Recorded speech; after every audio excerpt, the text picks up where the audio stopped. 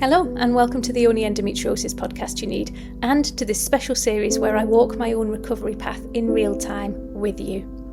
Before we dive in, a gentle reminder, I'm not a doctor. I'm a women's health therapist who's lived with endometriosis and managed my own symptoms for more than 2 decades, and I've supported hundreds of women through the twists and turns of this condition. I know my body, I know my triggers, my patterns, and the little whispers that tell me when things are flaring, and I know the red flags that mean it's time to get urgent medical help. I'm doing this journey with proper medical support from my GP. What I'm sharing here is my lived experience. This is not a blueprint, it's not a prescription, and it's not a promise of what will work for you. The tools I use are the tools I trust for my own body. Endometriosis shows up differently in every woman, and what's soothing for me may not be right for you. So please, as you listen, take what resonates and leave what doesn't. Seek your own advice, follow your own instincts, and remember that your path will be as unique and sacred as your body is. This is one woman's story, raw, honest, and shared in the hope that it helps you feel a little less alone as you walk your own path.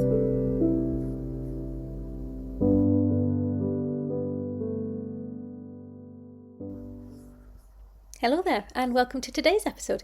Today's episode is episode 3, which I think means I'm about a quarter of the way through my 12-week programme, which is terrifying, and a little insight into how some of my clients might be feeling, because sometimes 3 weeks can feel like a long time, but actually when you're living this, when you're experiencing this intense health journey, when you're doing a lot of immersive stuff, it's flown by, which is quite terrifying. But anyway, this episode is going to look at my test results, and we're going to look at how I'm feeling, what I'm doing.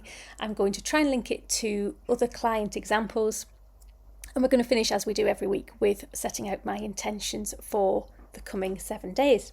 So this week I had the test results, and again it was a very harsh reminder of how a lot of women feel, how a lot of women are treated by our health system. And it was nobody's fault. The day that I had my doctor's appointment, it was a telephone appointment, it was early in the morning, so it was about 10 to 9 that the appointment was scheduled for, and on that morning there'd been a massive crash on the motorway. We've had tons and tons of rain the last few days, and it had caused a crash on the motorway. So I am assuming, I don't know if this is the case, but I'm assuming that that's why the call was late. Anyway, the appointment was 25 minutes later than it was scheduled for. So I went into the appointment already feeling slightly frustrated, using my pressure points to calm, using my mantras to reaffirm my trust in the system. But I was already slightly fired up. So she didn't get the best out of me in the first 5 minutes of the call. The first thing she said was, right, we're just here to discuss blood tests, aren't we?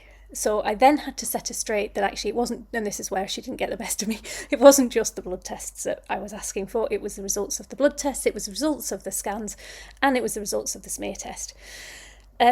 She kind of tried to argue with me at first, which again, for a lot of women who are feeling scared and vulnerable, it's not that easy to push back at someone. And I did a podcast episode on this quite a while ago about how, especially women, but how we struggle to stand up to figures of authority, because that's kind of how we're brought up. So it isn't always easy to argue with somebody. And I must admit, and I'm saying a little bit of live reflection here, I'm saying that she didn't get the best of me, and that I was a bit grumpy and a bit angsty, but actually maybe I wasn't. Maybe I was just forceful, and maybe I was just standing up for myself. I shall look to reframe that. But anyway, that's how the conversation started. The appointment was already almost half an hour late, and it started off with her setting the intention setting the intention for the session, which was incorrect. So we finally got to the bottom of why we were actually talking. She hadn't had the results of the smear, so I'm still awaiting the results of the smear test. I'm guessing that there's going to be abnormal cells because the cervical erosion is back there. So I'm guessing there's going to be an element of something needed there. Not too worried about that. I've had that in the past. The scan results and the blood tests were back in though, which was great. The blood tests are all absolutely fine. Nothing to worry about. Slightly inflated thyroid, and I know for a lot of women this causes a bit of worry and a bit of insecurity, but actually it's really, really common when we're struggling with something like endometriosis, because the thyroid function is massively impacted by things like inflammation, pain, stress, fatigue, which we get a lot of, and it's massively impacted by our hormones. So if we've got all of this kind of melee going on already, then the thyroid is just feeling the strain. The thyroid is kind of saying, look, I'm trying my best, but I'm really kind of struggling a little bit. It certainly wasn't high enough to warrant any further investigation. It's just flagged as something to keep an eye on in the blood tests. From my experience and from the women who've been through clinic, I suspect and expect it to come back to normal, even though it's still within normal range, but I would expect it to come back to normal as the other symptoms clear up. And that's the beauty of why we do what we do. The way that me and people like me work, we don't jump on every symptom and look at something to be fixed or look at it as something to be cured or remedied or brought back in line. Quite often things are out of balance because of one or two things, and this is why I ask my clients to really hone down that cause, symptom, trigger cycle, that cause, symptom and trigger list. Why it's so important, because quite often some of the symptoms we're experiencing are just that, they are symptoms. So a heightened thyroid result on my blood test, I'm seeing that at the moment as just another symptom of what's going on in my tummy, and as everything else reduces, I'm expecting that to fall back into line as well. So the scan results pretty much confirmed what we already thought. I have a polyp, a simple cyst, and an endometrioma, or potential endometrioma. But I just also want to say about the manner in which I was given this information as well. So obviously she wasn't anticipating giving me the scan results. She hadn't realised that I had scan results outstanding. So she eventually found them on the call, and she skim read them when we were on the call, and then gave me the results. So she verbally told me that yes, there was an 8mm polyp in the lining of my womb, and there was a 2.8 simple ovarian cyst on my ovary, obviously. And that was the feedback that I got.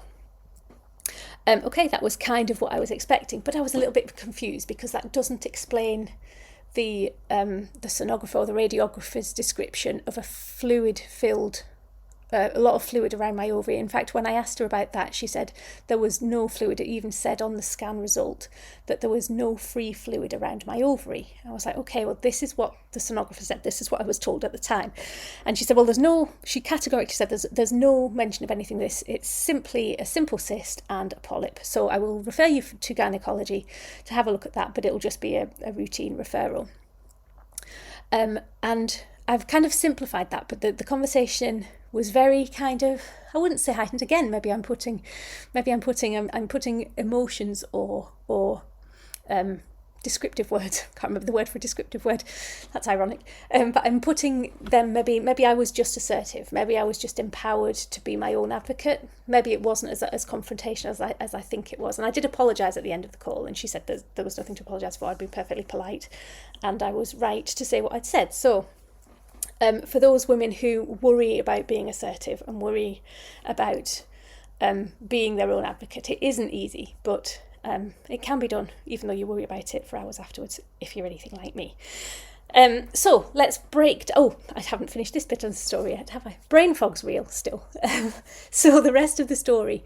I kept questioning, I kept saying what the radiographer had said. The doctor then turned around and said, well, you shouldn't take any advice or any notice of what the feedback at the time was, because they're not trained to diagnose. And I get that. My sister's a radiographer. I understand the difference between a diagnostic radiographer and somebody who is actually trained to interpret the results. I completely get that. However, for the feedback to be so very different, I thought I was right to question it. It turns out I was, because 5.5 hours later the phone rings. It's the doctor's number, and it was the doctor apologising because she had missed a page of the scan result when she was on the phone to me, and there was actually a third mass, if you will, in my abdomen. So I have that potential endometrioma as well. So I just wanted to highlight that in terms of when women, so we think we've got we think we're going into the doctor's surgery for answers. We think we're going to be held. We think this is a safe space. This is a space where we're going to be given solutions and where we're finally going to be seen. And actually, for most of us, that tends to happen quite rarely. And quite often we end up leaving, be it in person or telephone or video consultations, with just as much insecurity and questions as we had at the beginning. So again, if you've been through that, I absolutely feel your literal and metaphorical pain. And if that has happened to you, I would urge you to ring the doctor again, or to ring your specialist again and just ask them to go through everything again. Even if you ring them and ask for a follow-up appointment and tell them specifically what it is that you want to go through, so that they have time to prep as well. I get that they're completely under pressure. Obviously this phone call had run late, so something had happened behind the scenes. She wasn't aware why she was ringing, and there was sort of not really all that much time for her to look at the scan result properly. I'm not blaming her as an individual, but all I'm saying is if you're in that situation, then just give yourself permission to go back to them and gently, forcefully, however you want to do it, request that follow-up. So let's talk about the results. The polyp, not particularly worried about that. I know that polyps can be nasty, but almost always they're benign. The radiographer, I don't even think she mentioned it on the day. She might have done, can't remember. If she did, she obviously didn't say it with much urgency. The doctor isn't worried about it at all. And I've seen so many polyps in surgery that in my clinic, that I'm not particularly worried about that. The symptoms that I think I would be getting if it was something serious simply aren't there. So I'm not seeing any heavy spotting. I'm not seeing massively, well, actually my periods have got lighter.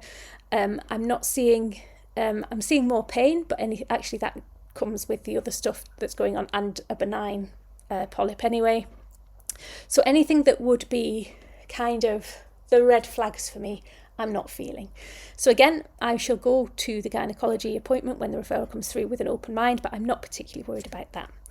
The simple cyst, I'm not particularly worried about that either. I know that I've had cysts on and off for years and that they disappear quite quickly. In fact, I think I had a cyst on the left ovary a couple of cycles ago that lasted for 2 cycles. Well, it was more than a couple of cycles ago, a few months ago, that lasted for a couple of cycles and then completely disappeared. So I'm not particularly worried about the cyst. It is big enough that they would look at draining it, which is fine. But I'm convinced that if I didn't have the polyp, then I would probably leave it for a few months to see if it resolved itself. When I say resolved itself, obviously with my holistic health input to kind of facilitate that process a little bit. So yeah, I'm getting all the symptoms that are commensurate with this cyst. I am ticking the boxes: the dull ache, the bloating, the pain around ovulation, that pulling sensation, and I'm also getting a little bit of kind of nervy pain as well. So it's nothing, that coupled with the scan result has reassured me that it's nothing I need to worry about. It's nothing dangerous at the moment. It's just uncomfortable, it's just annoying, and it's manageable and reducible. Obviously, like I say, if they need to drain it, then that's absolutely fine. So I did feel relieved when I heard that. There was still the element of confusion about, hang on, there is something bigger going on. Like this, everything I'm feeling, the lower back pain, the hip pain, the massive amount of sort of upper abdominal pain, none of that is accounted for by the cyst and the polyp. So at that point I was kind of relieved, but also kind of a bit anxious, because I thought if that's all there is there, then maybe there is something a bit more sinister going on. I knew from the blood test results it wasn't massively sinister, but it wasn't quite adding up. This is the thing that we kind of have lost the ability, or we've kind of lost the knowledge to be so in tune with our bodies. And I haven't got it right by any stretch of the imagination, but I did know that my body was telling me that there was something more going on. So when I got the second call, it felt like that was the missing piece of the jigsaw, really. It felt like that cyst, so it's a 2.6 by 4.8 centimetre cyst that I've got, that they have said is likely to be either a hematoma or an endometrioma, and that is on my fallopian tube. So that makes complete sense. That is completely in line with the symptoms I'm experiencing. It's completely in line with the feedback I was given at the time. It means, it explains the level of pain around ovulation. It explains the pressure in my bowels, the hip pain, all of that bloating and inflammation that I'm feeling, the fatigue, and the flare up, the kind of the cyclical flare up. It really kind of is the last part of the puzzle. It makes everything fit together. So once she sent me that report, or once she told me that report, I felt completely different. I said earlier about being seen, I felt as if I'd been seen. I felt as if I'd kind of been vindicated, that I wasn't going mad, that actually I was right to listen to the radiographer or sonographer at the time. And actually in having those conversations that I had at the scan, I was actually right. Not that it matters about being right, but it's actually a big part of feeling seen is feeling validated. So maybe that's a better word than feeling right, feeling or being right. It's feeling validated. So she is still sending me to the gynecology. Obviously, I'm getting a gynecological referral. It's an urgent referral, but it's not a fast track referral, which in my mind is completely understandable given the nature of the symptoms, given the nature of what they've found. It's nothing majorly health threatening, but it is something that I want to get cleared up as soon as I can. And like I say, I'm going to, or my intention is that by the time the referral comes through, that I will. Language is everything. We're casting spells all the time. I'm casting a spell over my body that by the time that referral letter lands on my doormat, I will be in a completely different place with my health. And that's not because clearly I don't want to have surgery, but it's not because I'm being stubborn about it. It's not because I don't believe in its value. It's not because I want to bypass modern medicine. It's not that I am delusional. I'm not going to sit with this pain if I don't have to. It's just because I know my body. I know what works for me. I know that I've overcome this previously. I know that I've got myself from the exact place I am now, if not worse, to being completely symptom-free previously, and twice on 2 previous occasions. So I know that I can do this, and I know how quickly things can shift when I do it right. And I'm going to use that harsh language because sometimes I need to be harsh with myself again. For some women, they need to be harsh with themselves all the time. For other women, it just doesn't work at all. But I know what spurs me on, and I know that if I do this right, then things can shift quite quickly. And it is what I see with my clients. I see with my clients that quite often within the first few weeks, their symptoms do really start to reduce. And that's when we start to understand more about our bodies and what works for our own health. That's when we can build it in more longer term. I'm also going to go into this with an open mind. So one of the things that quite often happens when I start working with a woman is that they come to my clinic with a clear route in their mind. Now, obviously, for some women, that clear route is so clear they're not open to any other pathways. But even the women who are come to me with a clear route, I'm going to have surgery, or I'm going to have injections, or I'm going to go back on the pill. They have ideas about what they're going to do to alleviate their symptoms, but that tends to be because that's the only option that they know. That's the only option they're given. So I am coming at this from a point of view that I actually believe I have more options than surgery. And it might get to the point, and I'm not saying that this is going to be an elective surgery for me. I'm not going to be that person. If I need the surgery, if I feel as if, so I know what the cyst feels like. I know what the endometrioma feels like. I know how it's all sitting in my abdomen. If I feel as if this hasn't changed by the time I get the referral, and if the referral leads to them recommending an operation, if they can see that it hasn't got better at all in the time between, then I absolutely will have the surgery. I'm not going to be stubborn about it, but I'm coming at this from a point of view that I firmly believe that I can change things around, because I understand my body. I understand why my body is hurting. I'm understanding why my body flares like it is, and I believe I have options. I'm not trapped. I am empowered to work on my own health. And I think the biggest thing is I don't have that fear that my time is limited. So I am completely convinced that I have maybe a year, if I want it, to to look at these symptoms and to reduce these symptoms, and I can go back to the hospital if I want to after that time. I am empowered with my own knowledge to enable me to do that. And again, I'm aware that I'm talking about this from a point of privilege. I'm aware that I'm talking about this from a history of training and experience with other women and my own endometriosis that most women don't have. Not through any fault of their own, but just because we've never been given the options. And for that, I am incredibly grateful. I'm incredibly grateful to my dad's cousin who started me off on this route.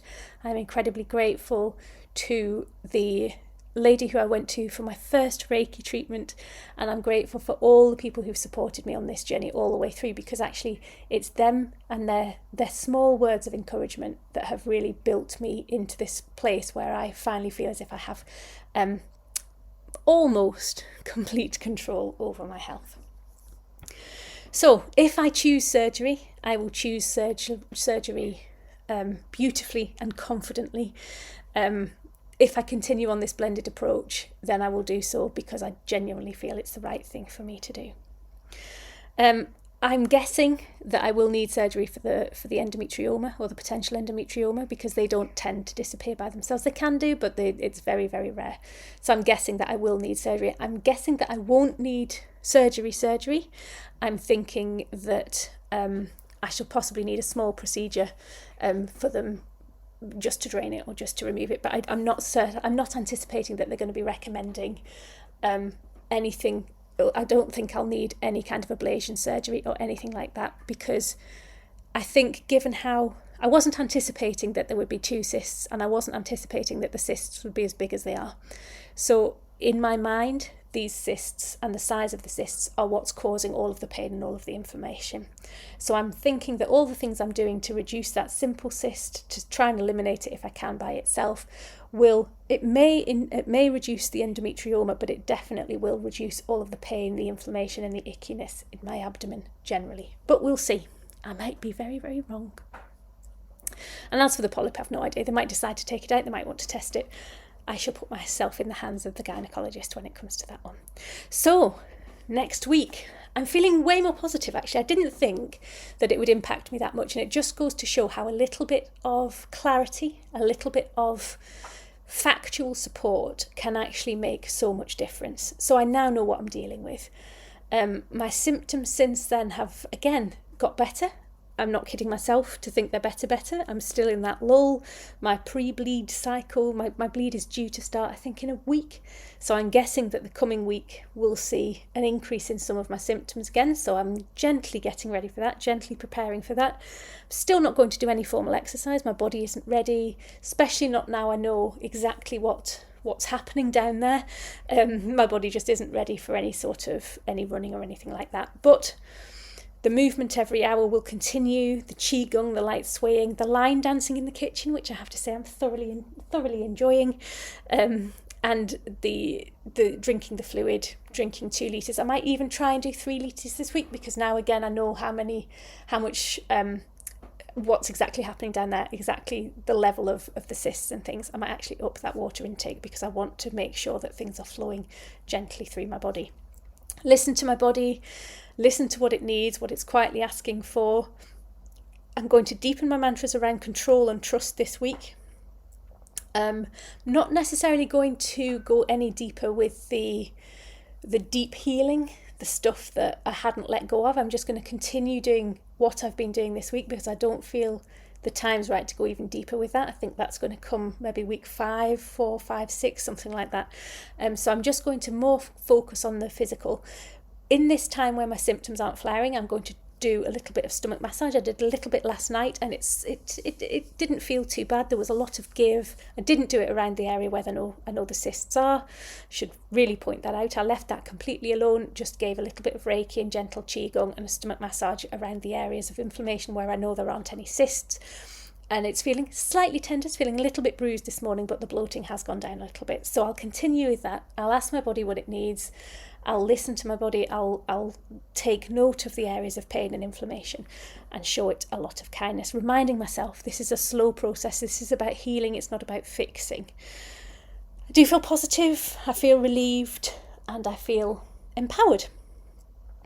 I've written down here, held by my own knowledge, supported by the medical system at the same time, which is exactly what I wanted it to be. I wanted it to be this partnership of, I'm really glad that I'm not butting heads. I'm really glad that either what I believed to be the case in my tummy, what my symptoms were telling me, what I thought was happening, hasn't been dismissed by the medical profession, and I'm not having to argue something different. I'm not having to argue what my body's telling me against what they're telling me.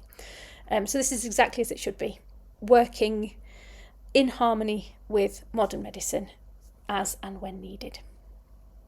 So that was episode 3. Thank you for listening. I shall be back next week with an update on how this week's been. Like I say, it could be an interesting one because I'm anticipating that my bleed will have come. So we'll see how the symptoms are. We'll see how the medicine's still working. I'm still taking my medicine from Zoe as well. And we'll see how the mantras and the stomach massages and things have fared. Until then, I wish you a fabulous week. Take care.